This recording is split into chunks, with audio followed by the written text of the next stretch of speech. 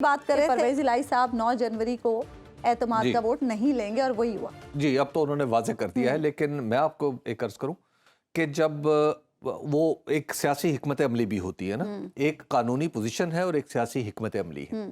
قانونی پوزیشن جہاں تک ہے تو وہ تو اگر آئین کا آرٹیکل 130 اور اس کی ذیلی شخصات دیکھی جائے تو اس میں واضح طور پہ یہ لکھ رکھا ہے کہ جناب اگر تو گورنر کہے گا تو اس وزیر اعلیٰ کو اعتماد کا ووٹ لینا پڑے گا. اس کے لیے کوئی اگر مگر کی شرط نہیں ہے، اس کے ساتھ کوئی ایسی چیز نہیں ہے کہ گورنر کو پہلے یہ ثابت کرنا ہے یا گورنر کو پہلے وہ ثابت کرنا ہے.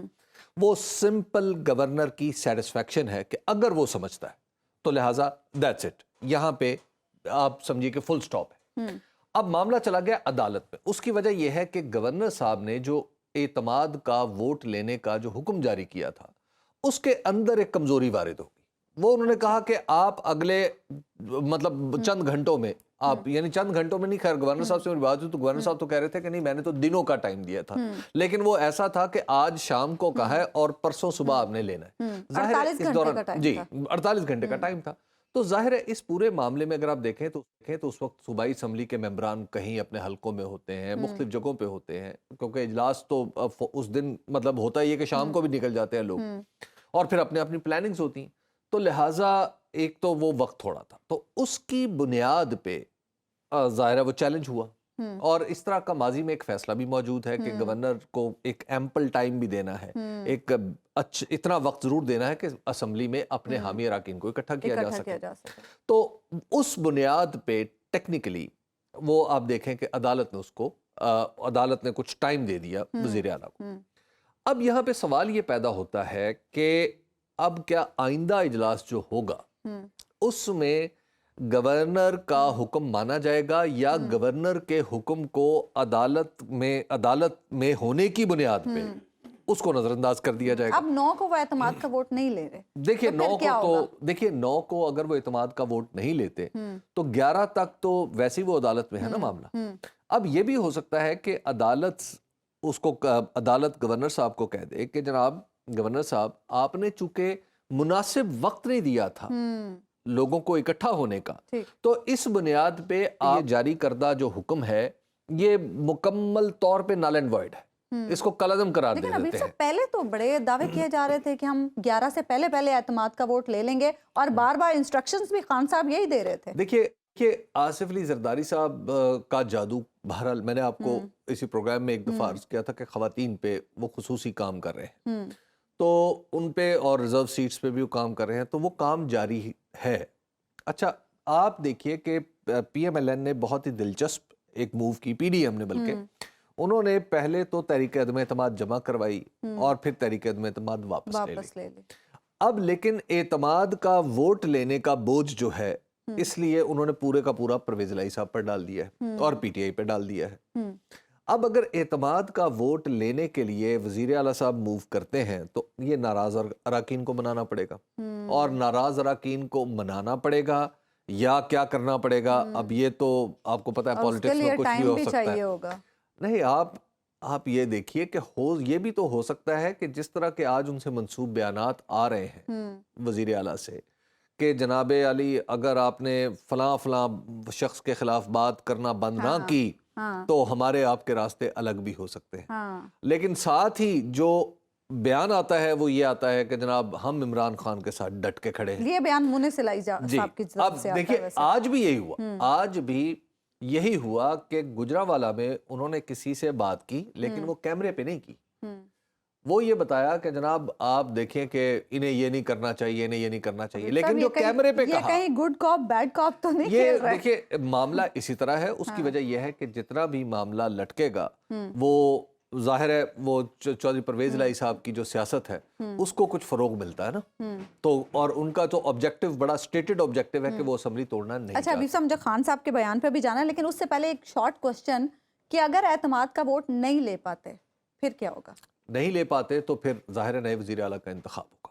لیکن اس کے لیے اب شرط یہ ہے، مجھے ایسے مطلب جو میری انفارمیشن ہے وہ یہ ہے کہ فی الحال پی ایم ایل کیو ہو یا پاکستان تحریک انصاف ہو، وہ بالکل عدالت کی طرف دیکھ رہے ہیں، عدالت پہ ریلائنس ہے ان کا، اور انہیں یہ توقع ہے کہ عدالت اس حکم نامے کو کالعدم قرار دے. اچھا، خان صاحب نے آج پریس کانفرنس کی اور خان صاحب نے کہا کہ مجھے ایجنسیز نے پہلے ہی بتا دیا تھا کہ سلمان تاثیر صاحب کا جس طرح سے قتل ہوا اس طرح کی کوئی منصوبہ بندی کی جا رہی ہے، اور انہوں نے پورے تمام بزرا کے بیانات کوٹ بھی کیے اپنی دیکھیے تقریر میں. معاملہ یہ ہے کہ جس دن یہ حملہ ہوا یعنی سابق وزیر اعظم پہ وزیر آباد میں، اس سے پہلے یہ بات خود وزیر اعظم میاں والی کے جلسے میں کہہ چکے تھے اور اکتوبر میں کہہ چکے تھے.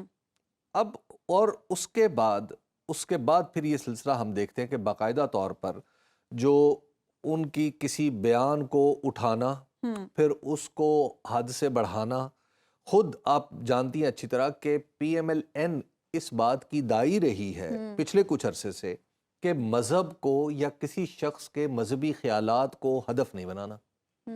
لیکن آپ ون فائن مارننگ اٹھتے ہیں تو آپ کو پی ٹی وی پہ نظر آتے ہیں جناب جاوید لطیف صاحب، اور میاں جاوید لطیف صاحب جو ہیں وہ ان کو خدا نخواستہ ان کے جو عمران خان صاحب کی بعض باتوں کو اس طرح کھول کے بیان کر رہے ہیں کہ جیسے وہ خود اچانک ایک عالم ہو گئے ہوں.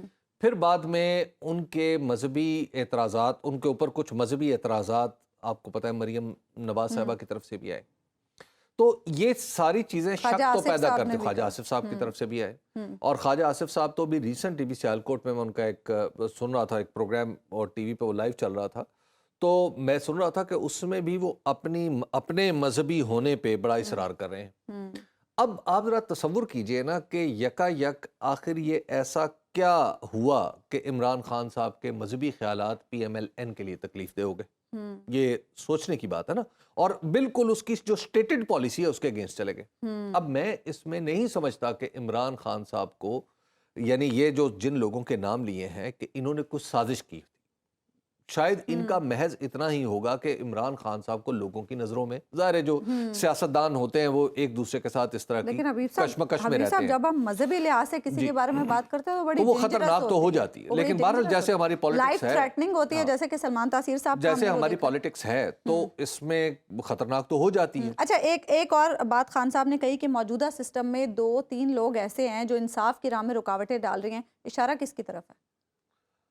دیکھیں یہ تو عمران خان صاحب ہی بہتر بتا سکتے. حبیب صاحب، صحافیوں کو بھی بڑا کچھ پتا ہوتا ہے، صحافیوں کو دیکھیں بات یہ ہے کہ عمران خان صاحب کا خیال یہ ہے کہ بہت کچھ لوگ واقعی ہیں، اور بعض کے نام وہ ماضی میں لیتے رہے ہیں، ہمیں کیا ضرورت ہے لینے کی، لیکن وہ بعض کے نام ماضی میں لیتے رہے ہیں، اور وہ کہتے ہیں کہ ان کی وجہ سے سسٹم کے اندر میرے خلاف ایک نفرت بھی پیدا ہوئی ہے اور سسٹم مجھے انصاف بھی دینے سے گریزاں ہے. تو یہ بات تو ان کی کسی درجے میں درست ہے، لیکن اب مسئلہ یہ بھی اس میں یہ بھی دیکھنا ہے کہ کیا عمران خان صاحب جو کہیں کیا وہ عین انصاف ہے، یہ بھی تو آپ نے دیکھنا ہے نا. ابھی جو ان کی جے آئی ٹی کی رپورٹ جس پہ کل ہم فواد چودھری صاحب سے بھی بات کر رہے تھے، اب وہ جے آئی ٹی کی رپورٹ کے اوپر وفاق کا بھی ایک موقف سامنے آیا ہے. رانا ثناء اللہ صاحب کہہ رہے ہیں کہ یہ جے آئی ٹی متنازع ہے، لہٰذا اس کی رپورٹ کی کوئی اہمیت نہیں ہے، اس کے فیکٹس کو بھی عدالت میں چیلنج کیا جا سکتا ہے. اب یہ ساری چیزیں ہیں. اب معاملہ اتنا الجھ گیا ہے کہ آپ کو لگتا یہ ہے کہ کچھ اندازہ نہیں ہوتا کہ کون سچ کتنا بول رہا ہے. لیکن ایک چیز فیکٹ ہے، کیا وہ فیکٹ یہ ہے کہ کیا عمران خان پہ قاتلانہ حملہ ہوا؟ ہاں ہوا. کیا عمران خان کے مبینہ عمران خان پر قاتلانہ حملہ کرنے والے نے جو ویڈیو بنوائی، جس کو اعتزاز صاحب تو کہتے ہیں، اعتزاز احسن صاحب، کہ یہ تو طوطے نے سبق پڑھا ہے، جو ویڈیو میں اس نے بیان دیا اپنا اعترافی، وہ کیا تھا؟ وہ عمران خان پہ مذہبی الزام تھا یا نہیں تھا؟ حبیب صاحب بہت سارے سوالات آپ دیکھیں نا، یہ دو اتنے بڑے فیکٹ ہیں. اور دوسری بات اس سے جڑی ہوئی کہ کیا اس سے پہلے عمران خان صاحب نے اکتوبر میں یہ نہیں کہا تھا کہ میرے ساتھ یہ ہوگا؟